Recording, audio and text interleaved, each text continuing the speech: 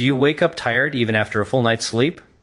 Stop blaming your age. According to Dr. William Li, your fatigue isn't about how many candles are on your cake. It's about a hidden power failure happening inside your cells right now. The good news? You can switch the power back on. Let's dive in when you wake up in the morning feeling as though you haven't slept, or when you find yourself hitting a wall of exhaustion by 2 in the afternoon. The easiest explanation is to simply blame the calendar. We are told that slowing down is a natural, inevitable part of being over 60. However, Dr. William Li argues that this fatigue is not a result of the number of years you have lived, but rather the condition of the microscopic machinery operating inside your cells. At the center of this energy crisis is the mitochondria. To understand why you feel tired, you must visualize these tiny structures as the batteries or power plants that live inside nearly every cell of your body. Their job is singularly important. They take the food you eat and the oxygen you breathe and convert them into a chemical energy called ATP. This ATP is the currency of life. It beats your heart, fires your neurons, and contracts your muscles. When you are young, these batteries are pristine and efficient, burning fuel cleanly. But as we age, if we are not careful with our inputs, these engines do not just get old, they get clogged. The problem, as described by modern metabolic science, is not that your batteries have expired, but that they are suffering from a form of biological rust. This condition is often referred to as mitochondrial dysfunction. Imagine a high-performance sports car. If you fill it with premium, clean fuel, the engine purrs and delivers massive power. However, if you pour in dirty, low-quality fuel mixed with sludge, the engine will sputter, smoke, and eventually stall. This is exactly what happens when we consume the standard modern diet rich in processed sugars, unhealthy fats, and artificial additives. These foods act as dirty fuel. When the mitochondria try to process the massive influx of glucose from a donut or the inflammatory fats from fried chicken, the combustion process becomes messy. Instead of producing clean energy, the mitochondria produce an excess of toxic byproducts known as free radicals. These free radicals are erratic molecules that bounce around inside the cell, damaging the internal structure of the mitochondria themselves. This damage is oxidative stress, essentially biological rusting. Over decades, this rust accumulates. The membranes of the mitochondria become stiff and leaky. The enzymes responsible for generating energy become sluggish. For a person over 60, this is the root cause of that heavy, lethargic feeling. Your cells are literally struggling to generate the spark required to get you through the day. It is not that you lack the fuel. You might have plenty of calories stored in your body, but your engine is too gummed up to burn it effectively. You are chemically blocked from accessing your own energy reserves. This dysfunction is particularly punishing for the brain and the heart, two organs that have the highest concentration of mitochondria because they have the highest energy demands. When the mitochondria in your neurons become clogged with dietary toxins, the result is brain fog, forgetfulness, and a lack of mental sharpness. You aren't losing your mind. Your brain cells are simply browning out due to a lack of power. Similarly, when the mitochondria in your muscle tissue are compromised, physical tasks that used to be easy like gardening or walking up a flight of stairs suddenly feel like climbing a mountain. The muscles are screaming for ATP that the mitochondria cannot produce fast enough.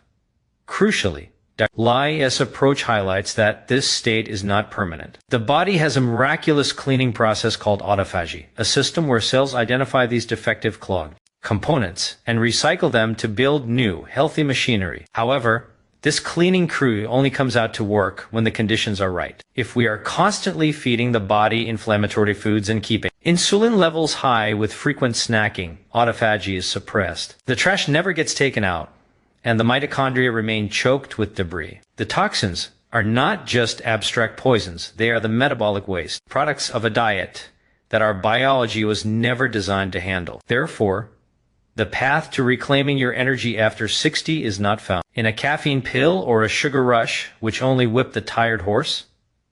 It is found in changing the fuel source to clear the clog, by switching to foods that burn cleanly healthy fats like olive oil, complex fibers from vegetables, and antioxidant. Rich berries. You stop the production of exhaust and allow the body's repair systems to scrape away the rust. You essentially perform a tune-up on your cellular engines. Once the mitochondria are unclogged and the membranes are healed, they return to doing what they do best, generating a robust, steady stream of energy that makes you feel vibrant, alert, and alive, proving that vitality is not a matter of age, but of cellular hygiene. If you were to look at a standard nutritional color palette for the average person over 60, you would likely see a landscape dominated by the color beige. This is the world of refined carbohydrates, the morning toast, the bagel, the sandwich bread, the afternoon muffin, and the dinner pasta. We have been conditioned for decades to view these foods as the safe, bland staples of a diet, the very base of the food pyramid. However, from a metabolic perspective,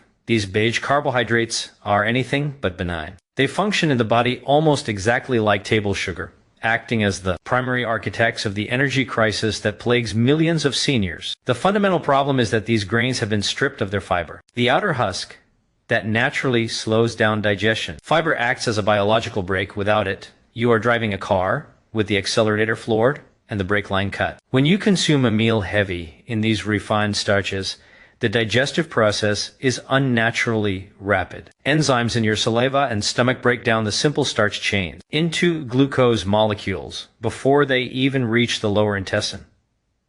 This results in a vertical spike in blood sugar. Within 30 minutes of eating a bagel, your blood glucose levels skyrocket. For a brief moment, you might feel a surge of alertness or a sugar high. But this is a deceptive and temporary state. The human body is designed to maintain blood sugar within a tight, safe range to prevent damage to blood vessels. When the brain detects this massive flood of sugar, it interprets it as a metabolic emergency. It signals the pancreas to release insulin, the hormone responsible for unlocking cells to absorb energy. Because the spike was so high and so sudden, the pancreas often overreacts, dumping a massive amount of insulin into the bloodstream to scrub the sugar away as fast as possible. This aggressive insulin response leads to the second and most punishing part of the cycle, the crash. The insulin works too well. It sweeps the glucose out of the blood and into the cells, often storing the excess, as visceral fat, causing blood sugar levels to plummet rapidly below the baseline. This phenomenon is known clinically as reactive hypoglycemia. It is a biological whiplash. One moment your blood is saturated with fuel, and the next, the tank is critically empty. The physical sensation of this drop is what we often mistake for old age fatigue. It is not a gentle desire for sleep. It is a profound, heavy exhaustion. You might feel your eyelids drooping, a sudden inability to concentrate, physical weakness in your limbs, or even a sense of irritability and anxiety. This is your brain panicking because its fuel supply has been cut off. For individuals over the age of 60, this roller coaster is particularly devastating due to the natural changes in insulin sensitivity that accompany aging. As we get older, our cells become less responsive to insulin, meaning the pancreas has to pump out even more of it to handle the same amount of carbohydrates. This leads to higher highs and lower lows. A sugar crash that a 20-year-old might bounce back from in an hour can leave a 60-year-old feeling washed out for the rest of the day. This is often the physiological reason behind the post-lunch dip or the overwhelming need for a nap in the afternoon. It is not a natural rhythm of aging. It is a chemically induced coma caused by the metabolic chaos of your lunch. Furthermore, this fluctuation creates a cycle of dependency and stress. When your blood sugar crashes, your brain screams for emergency energy. It triggers intense cravings, usually for more beige carbs or sweets, to bring levels back up quickly. You eat a cookie to wake up, which starts the spike all over again. You are trapped in a loop of soaring and crashing energy, never finding a stable middle ground. Additionally, during the crash, the body often releases stress hormones, like cortisol and adrenaline, to try and mobilize stored energy. This creates a sensation of being tired but wired, where you are exhausted but physically tense and unable to truly relax. William Lee's approach suggests that food should be a source of steady, sustained information for the body, not a source of chaos. By continuing to rely on these refined, beige foods, you are subjecting your body to a daily metabolic assault. The energy you feel after a carb-heavy meal is borrowed energy, and the debt is paid an hour later with interest in the form of exhaustion. Breaking this cycle requires removing the foods that cause the spike, replacing white bread with nutrient-dense, fiber-rich alternatives, or focusing on proteins and healthy fats flattens the glucose curve. When you flatten the curve, you eliminate the crash, you step off the roller coaster and onto solid ground, reclaiming a steady, reliable stream of energy that lasts from morning until night, proving that your fatigue is not a symptom of your age, but a symptom of your breakfast. One of the most profound reasons for unexplained fatigue in individuals over the age of 60 is a biological phenomenon that William Li and other leading researchers refer to as chronic inflammation. Unlike the acute inflammation you experience when you cut your finger where the area becomes red, hot, and swollen as it heals, chronic inflammation is invisible. It is a silent, simmering fire that burns internally, often for years or decades. While you cannot see it, you certainly feel its primary side effect, a deep, unshakable exhaustion. To understand why this drains your energy so aggressively, we must look at the relationship between the food you eat and your immune system. Your body has a finite amount of energy to spend each day, much like a bank account. When you consume processed foods, you are effectively forcing your body to spend its entire budget on fighting a war in your gut, leaving nothing left for you to live your life. Ground zero for this conflict is the gastrointestinal tract. The gut is not just a tube for digestion, it is the largest immune organ in the body. It is lined with a single layer of cells that acts as a border control agent, deciding what enters your bloodstream, nutrients, and what stays out, toxins and bacteria. In a healthy state, this barrier is tight and selective. However, processed foods are engineered with chemical additives, preservatives, artificial colorings, and emulsifiers designed to improve texture and shelf life. When you ingest these industrial compounds, they act like chemical solvents on the gut lining. They strip away the protective mucus layer and loosen the tight junctions between the cells. This creates a condition often called leaky gut. The border is breached. Once this barrier is compromised, particles of undigested food, bacterial endotoxin, and chemical additives leak into the bloodstream, where they do not belong. Your immune system, which patrols the blood vessels like a standing army, immediately identifies these foreign particles as invaders. It does not distinguish between a piece of undigested gluten or a chemical preservative and a dangerous virus. It simply sees a threat. In response, it launches a full-scale attack. It mobilizes white blood cells and releases inflammatory signaling molecules called cytokines to neutralize the intruders. This immune activation is incredibly metabolically expensive. In fact, an active immune system can consume up to 25 to 30% of the body as total energy reserves. This is the crux of the energy crisis. When your immune system is chronically activated by a diet of processed foods, it steals energy from other vital systems. It diverts fuel away from your muscles, making your limbs feel heavy. It diverts fuel away from your brain, causing mental fog and difficulty concentrating. You feel tired, not because you have run a marathon, but because your body is running a marathon on the inside, fighting against your breakfast.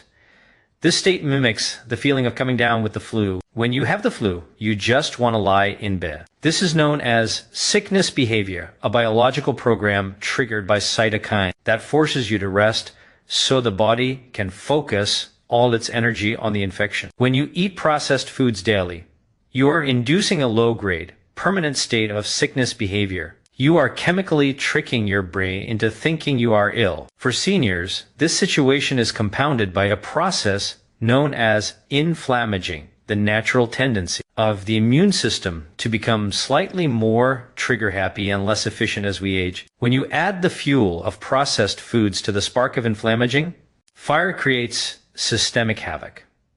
The liver, which is responsible for filtering out these toxins, becomes overburdened. Instead of producing glucose for energy, the liver is stuck in detoxification mode, further depleting your reserves. The heart has to pump blood that is richer in inflammatory factors, stressing the vascular system. Every organ system is placed under siege. Furthermore, this internal war disrupts the gut microbiome, the community of beneficial bacteria that plays a crucial role in extracting energy from food. Processed foods tend to starve the good bacteria and feed the bad, pro-inflammatory bacteria. These bad bacteria release their own toxins, which cross the leaky gut barrier and add more fuel to the inflammatory fire. It is a vicious cycle. The food damages the gut. The damage triggers the immune system. The immune system drains your energy, and the resulting fatigue makes you crave quick, easy processed foods, which start the cycle all over again. Shutterstock, therefore.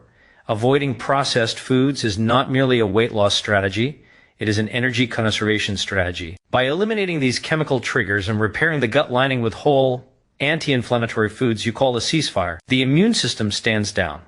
The border is secured. The massive amount of energy that was being wasted on this internal war is suddenly released back to you. You find that the heavy feeling lifts, the brain fog clears, and you have the vitality to engage with the world again. You haven't just eaten better. You have negotiated peace within your own biology. There is a silent physiological change that occurs in the human body as it crosses the threshold of 60 years, one that is rarely discussed in doctors' offices but is a primary driver of chronic fatigue. This is the phenomenon of cellular dehydration. Most of us operate under the assumption that if our bodies need water, they will tell us. We rely on the sensation of thirst as an infallible alarm system.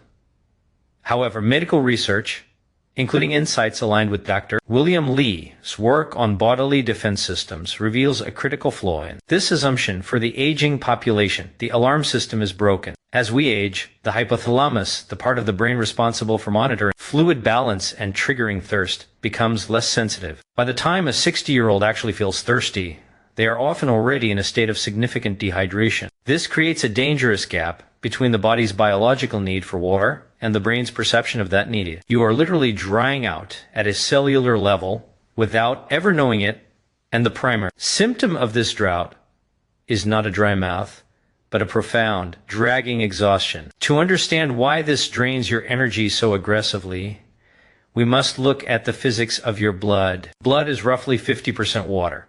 When you are fully hydrated, your blood flows with the consistency of water or light wine. It moves effortlessly through your arteries and veins, delivering oxygen and nutrients to your tissues and whisking away waste products. However, when you lose just 2% of your body's water volume, threshold that is frighteningly easy to cross on a warm day or simply by forgetting to drink, during a busy morning, the volume of your blood decreases, but the number of cells within it stays the same. The result is that the blood becomes thicker and more viscous. It turns from wine into sludge. This change in viscosity creates an immediate energy crisis. Your heart, which acts as the pump for this system, now has to work significantly harder to push this thickened fluid through the miles of blood vessels in your body. It is the difference between sucking water through a straw and trying to suck a thick milkshake through that same straw. This increased cardiac workload saps your physical energy reserves. You might feel heavy, breathless, or simply slow when moving around. But the most critical impact is on the brain. The brain is the most oxygen-dependent organ in the body. When blood flow slows down due to thickness, the rate of oxygen delivery to neural tissues drops. The brain responds to this hypoxic state by throttling down its activity to conserve resources. This manifests as brain fog, sleepiness, and a lack of motivation. You aren't tired because you need sleep. You are tired because your brain is suffocating from a lack of flow. Furthermore, we must look at what happens inside the cells themselves. We are fundamentally aquatic beings. Every chemical reaction that produces energy in the human body takes place in a medium of water. This includes the hydrolysis of ATP, the molecule that powers our life. When the extracellular fluid, the water outside the cells, drops, water is pulled out of the cells to compensate. The cells effectively shrivel. Inside a dehydrated cell, the metabolic machinery gets gummed up. The proteins and enzymes that drive energy production cannot fold or function correctly without adequate hydration. This is cellular fatigue. Your mitochondria may have the fuel food, but without the water to facilitate the reaction, the engine cannot run. It leads to a systemic feeling of weakness that coffee or sugar cannot fix, because the problem isn't a lack of stimulation, it is a lack of the solvent required for life. This issue is compounded by the fact that aging kidneys lose some of their ability to concentrate urine and conserve water. So, not only is your brain not telling you to drink, but your kidneys are also letting more water escape than they used to. This double whammy makes maintaining hydration a proactive job for seniors. You cannot rely on instinct. The fatigue caused by dehydration is often misdiagnosed as hunger. Many seniors feel a dip in energy and eat a snack, which often requires even more water to digest, worsening the dehydration cycle. Therefore, the solution to this specific type of fatigue is what geriatric specialists call prescriptive drinking. It means drinking water as if it were medicine on a schedule, regardless of thirst. It means understanding that by the time you are 60, water is no longer just a beverage. It is a blood thinner, an oxygen delivery facilitator, and a metabolic igniter. When you rehydrate properly, often adding a pinch of electrolytes to ensure the water actually gets into the cells rather than just flushing through you, you expand your blood volume. The sludge clears. Circulation speeds up. Oxygen floods back into the brain, and the lights turn back on. You realize that the lethargy you thought was the weight of your years was actually just the weight of your dehydration.